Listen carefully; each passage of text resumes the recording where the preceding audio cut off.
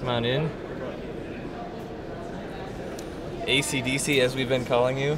Yeah, or AC. How's it going? The ACzDC really is a tongue twister, so you just ended up getting called Protoss most of the time. That works for me. That works. So, the first game, you came out.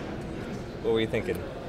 Well, I was gonna open Stargate. That's my general build. I did it twice, so it's my general opening. And then I didn't scout enough. I got kind of caught off guard when he came in with mutas, but I was able to throw the second Stargate and chrono out some Phoenix to hold it pretty well without taking too much damage. So. It was such a back and forth game. It feels like. Yeah. One thing I wondered as a Protoss player is how come you decided to never chase down the mutas with the Phoenix, especially when you had 5. I was, to be honest, I was kind of freaking out. It was like too much stuff going on, and I made a few mistakes. I was more focused on like keeping my economy up, and then I didn't even do that very well. So it was like I was kind of falling apart, but I was able to hold on. Game 2, you got hit with the massive roach headbutt to your face. Right when I was pulling my sentries out of my base. I don't know why I did that. Yeah, as we saw those roaches come by the sentries, like, he's gonna lose all of them. Right when that happened, I was like, well, fuck, I don't know what to do. Yeah, because at that point, there was just absolutely no way to hold the roaches out, and then ever since Wings of Liberty, Void Rays have not been good against roaches. I even forgot my mothership core. I didn't even have photon overcharge, so it's kind of SOL there. So you kind of came up against the same or similar thing in Game 3. What made that different for you?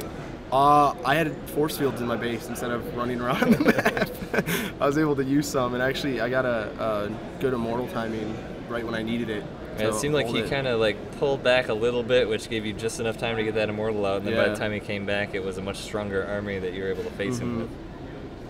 And then the Void Rays, how did you feel? Did you think going into Game 3 that, okay, I've gone air or Void Rays in the first 2 games when you decided to go DTs?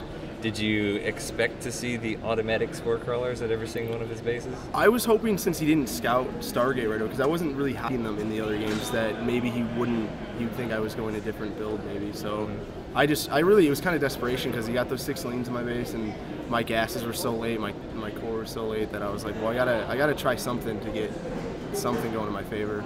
So. Well, you managed to pull it out. It was a pretty great series. It was those last 2 games.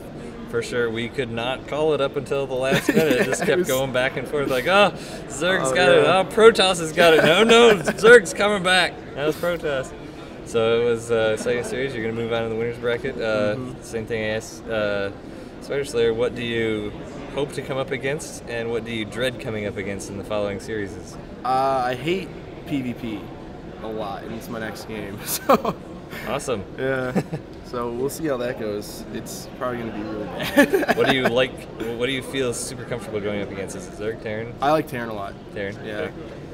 Is that different from Wings of Liberty now that we're in Heart of the Swarm? Terran has always been a good matchup for me for some reason. I've always really liked it, so it's kind of stayed steady through the original and the expansion. So great.